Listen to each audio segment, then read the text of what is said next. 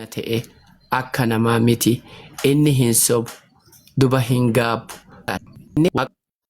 inni Israa'eliif ulfina ta'e akka namaa miti inni hin sobu hin gaabu wanti akka namaatti isa gaabbisiisuus maaltu hin jiru. waaqayyo hin soba jedhee si karaa kareemu Daqiiqaa takka ati obsi daqiiqaa takka. hin sobu waaqayyo waaqa hin soba Hayyee galatoon.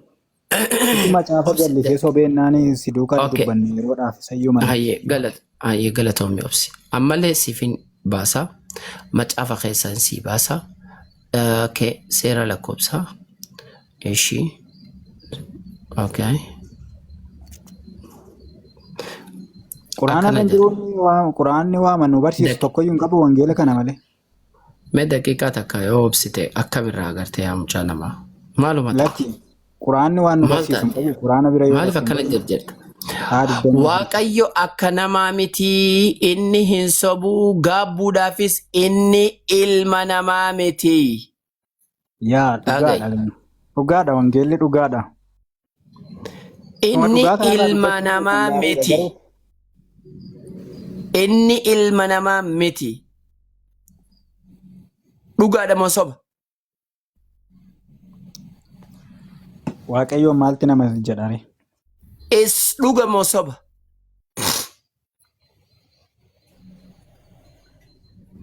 Haa? Wanti macaafarra jiru dhugaadha hundisaayyuu. Fayyaadee Waaqayyoon ilma namaa miti.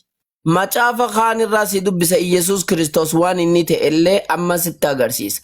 Wangeela Yohaannis boqonnaa 5 lakkoofsa 27 obsi kan Yesuus kana malee dhugaa. sabrii qabaadha. Inni ilma namaa isa ulfina qabeessa waan ta'eef abbaan isaa firdii akka inni faraduuf gooftummaa kenneeraaf. Abbaasa. Sirri moo dogongora?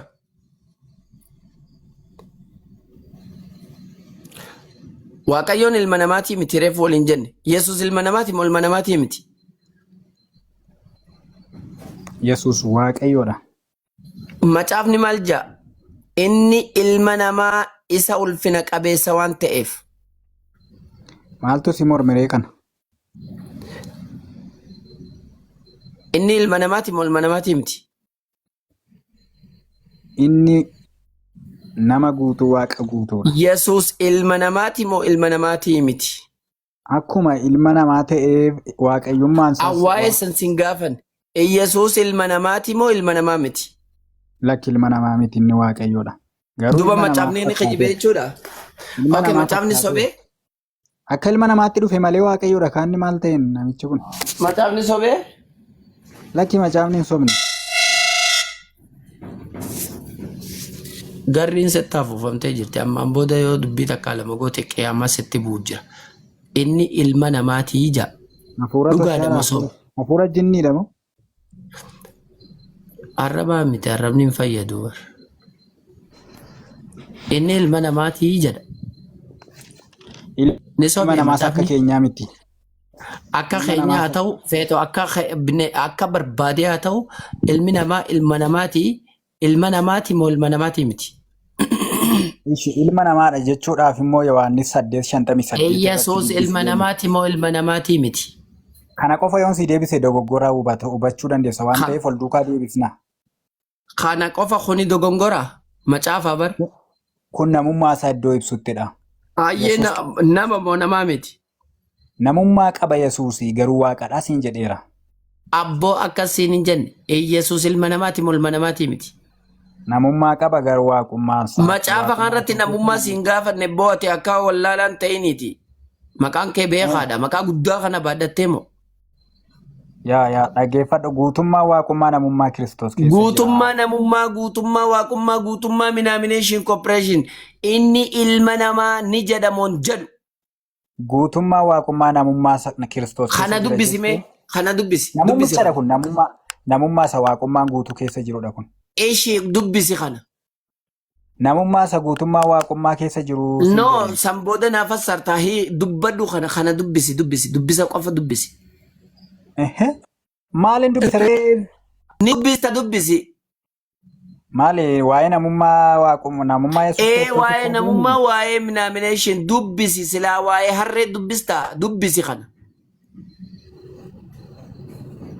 kun namummaa isa guutummaa waaqummaa Koni namummaa fi waan barbaade haa ta'u dubbisi. Guutummaa waaqummaa namummicha keessa jiran siin jedhan. Ishi kanuma dubbisi kanuma dubbisi. Kun namummaa isaa ibsaa jira sitti. Namummaa isaa ibsu kana dubbisi haa. Dubbifadhu ati afaan Oromoo beektaati. No ati maaf sodaata? Hin sodaadhu ani macaafa qulqulluunan maal? Erga macaafni qulqulluu ta'e dubbisi. Macaafni qulqulluudhaan ragaa qabaa asuma qulqulluu erga ta'e dubbisi. Adeemsaan dhufe ati garuu dogoggora hubattee dogoggora dhaloota. Maan dubbisne ati maa sodaatta waan kana? Dhaloota dukkana keessa jiraniif xiqqoo dogoggora fakkaachuu danda'a garuu. Ni dubbista moo dubbistu? Falaasama namaa miti kun dubbii hafuura qulqulluudha. Hayyee falaasa nama dubbisi haare maa sodaattare? Guutummaan namummaa immoo guutummaa waaqummaa namummaa Kiristoos keessa jira. Kun inni kun immoo inni ilma namaa ulfina qabeessadha jedha. Okay. Inni ilma namaa ta'e isa ulfina qabeessaa jedha. Ilma namaa ta'uu isaanii macaafni kun gaafa dubbatu dhuga dubbate moo soba dubbate? Deemee gara deddeebi'ee dubbachaa jiran guutummaa waaqummaa namummaa. Dhuga dubbate moo soba dubbate? Macaafni dhugaa dubbate hundi isaayyuu. Erga dhugaa dubbate ilma namaa jettee ni amantaa? Guutummaa waaqummaa namummicha ilma namaa. Guutummaa waaqummaadhaa dabbaa bishaan itti guuttee aannan gubbaan itti qiccusee ta'e obboleessoo mana khawaaraa wafcoo jirta. Wafcoo jalaa fixanii daakuu tabiraatti naqan. Kanaa dubbisi. Haata akkasumatti hafuuftee ol keessa dhooftee darbuu fi macaafa qulqulluu Qolaasiyaas 2:9 irraa arrabni hin fayyadu. Namummaa Kiristoos dubbisi. Dubbisi dubbista. Waa'ee arraba kee dhagi dubbisi Qolaasiyaas 2:9 deemi dubbisi. Aboo qolasirraa muru waan kana nama jaamoon jau.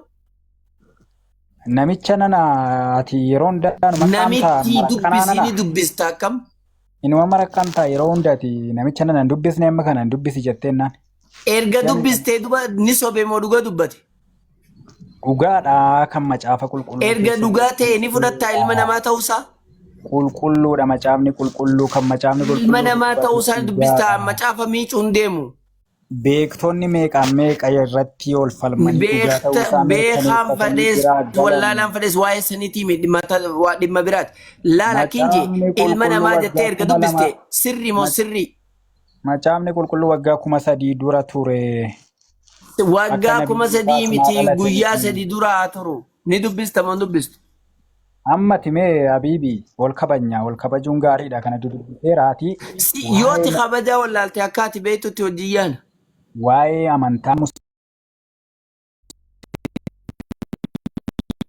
kanarra Kiristoos sunitti deebina ati bar nama macaafa kee osoo kana banaasi dura jiru wakkatti jiru ilaa dhugaa rabbii ragaa waa'ee nabiyyiidhaaf dhibba sin gaafadhu ilaa dhibbarraa ruubiin si gaafadha sheema qofa naa dhiyeessitan waan kana ilma namaa ta'uu ni amantaa dura waan kana amani gaa baay'ee somneerra mee waa'ee yoo dhugaa ni amanta moo namantu yoo dhugaan as keessa malee hin jiru yoo kana sa'aatii 24 baatee hayyee dhuguma keessa jiru kana dubbisi ilaa mee sarraa baay'ee somneerra kuni guutummaa waaqummaa namummaa keessa jiru hin jiru mee bakka tamii guutummaa namummaa jaa mee asirratti guutummaa namummaa jaa mee Qolaasiyaas 2:9 baasi Qolaasiyaas hin deemu kanumarraan jira Siifaayifu wal duukaa dubbiseera si'a meeqa inni manoo kan laale itti ibsadeetiin jira baatirii dubbista inni ilma namaa isa ulfina qabeessa sanadha isa guutummaa kanaafuu ilma namaa ta'uu ni amantaa baga dubbiste inni isa guutummaa waaqummaa keessa jiru namummaa isaa ibsaa jira sitti isa kanaaf immoo ragaan jiraachuun macaafa qulqulluu naa baasi bakka eeshi kunoo maal jaa ati tuu dhugaa barbaadde hayyee kunoo maal jaa macaafa keetirraa kunoo maal jaa mee maal jaa ol fuuteen dubbistu maayidhan ni dubbista moo dubbistu macaafa maqaa kee macaafa irratti katabuutti kaate aslaali maal jaa Habiibii murtiitti maal jedhaa kun itti fufi dubbisi amma sherfee ruubinaan fiddu ordii tokko naan fiddu waa'ee nabiyyeef kaddu itti dubbista moo dubbistu Habiibii murtii gooftaa keenya waaqayyoo abbaa bira kiristaana hunda irratti gooftummaan isaaf kennameeraaf. Mana caatii qofaa filamta yoo ta'e malee garuu. Ameen. Hallelujah. Macaafa keeti. bakka mana caatiitti argamuu dandeessa. Gooftummaa mana Macaafa keetti siin jedhe boo. Hunno. Habiibii macaafa. Wayii namichicha kana. Akkana beeki gaa hunno. Seen namicha. Sigalee. Amma maruubii macaafa. Namichi harree kasalaa oofu yaa bada ka macaafa fi sodaatu. Dhibba keessaa persentii 5 hin qabdu waa'ee nabiyyeef kan dubbatame raajiidhaan dursee. Persentii 5 qofan si gaafadha dhibbarra.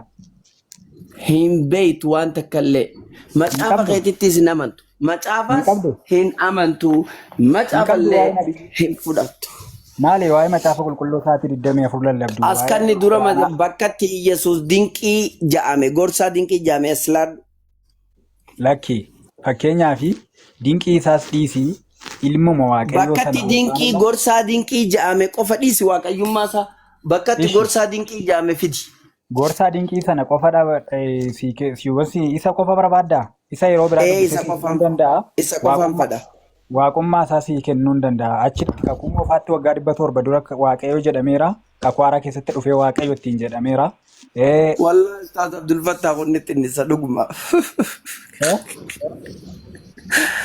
Assalamu alaikum Ustaaz. Isaayyaas 53 irratti inni nuuf jedhee. Waalaikum salaam wa rahmatullahi wa barakatuh. Nagaa kam? እንዴት ናችሁ? ሰላም ናችሁ? ሰላም ነኝ አልহামዱሊላህ አላህ ይመስገን። እንዴት ናችሁ እናንተ?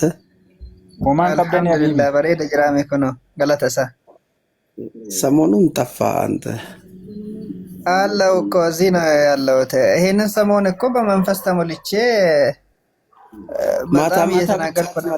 ማታ ማታ ብቻ ትመጣለህ።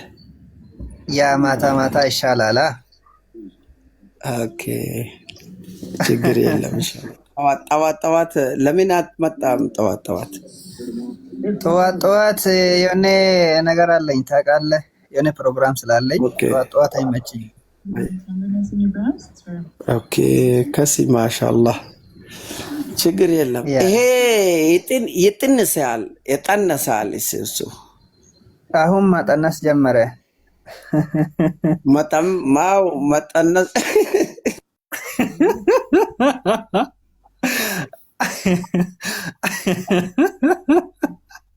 Habibi, womaan jiruun waa'ee irraa jemme bakka angwa.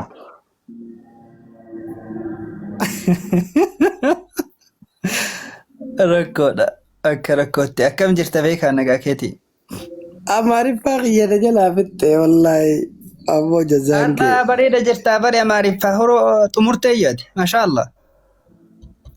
Kunoo namni sodaanne akkanatti oofaa bara Amaariffaa.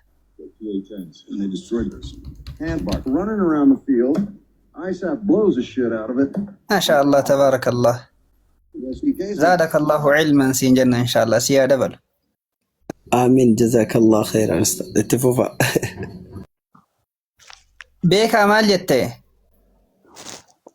Maaloo nama maaraatiin itti dhufa maal taatan ani isaanin gaafadhe Habiibii faa kana. Maal gaafatte gaafin kee maali? Ani waa'ee Yesuus Kiristoosiif ragaa akkuma macaafa keessaa waggaa 700 dura waa'ee isaa kan dubbatamee jira malee akkasumatti waaqayyo jenna miti jedheenni iddoo baay'ee ragaa fideetti dubbadhe. Kana keessa akkasuma amantii waa'ee nabiyyiidhaaf raajotaan dubbatame kan irra dhaabattee amantee qabdamoo akkasumatti tasumaati waama namni tokko fideetti amantetii jedhee gaafadheennan oomaana jalaa qabu dide. Okay, hayyee taateen dubbannaa lammiin koo shaadaa qabadha jedha. Tole ayyeema waan amma dubbatte kana irratti dubbannaa. Lammii koo as deebi. Akkam jirtu nagaa keessani? Nagaadha alhamdulillah. Akkamatti nagaa keeti? Nagaa kiyya nagaan isiniif haa ta'u. Ni sobaarta moo dhugumaan shaadaa qabadha yaarta? Dhugaa dubbachuu fi musliimaa fi musliimummaa kanaa fi ergamaa Muhammad dhugaa ta'uu isaa yoo naa mirkaneessitan shaadaan qabachuun barbaada. Hayyee sii mirkaneessina ammaaf suu ta'e dhimma qabadhu ishee. Hayyee maaliif ree hin haasofnu hin dubbannu? Ammatti carraan ka beekaati waan ta'eef. Hayyee tasgabbiidhaan nageeffadhu. Okay. Hayyee beekaa. Oyye. Isin Nabi Muhammadin alayhi salatu wassalaam akkan man fudhatammoo timbiitiin kana dura asiin dura dubbatamee fi jira jette. Masfartii atamma keetti kanaani Museen illee nabiyyiin ta'u Museen akka dhufuuf timbiitiin Museedhaaf dubbatamee jira. Lakki Musee miti yaani fakkeenyaaf macaafa Isaayyaas keessaan dubbisa.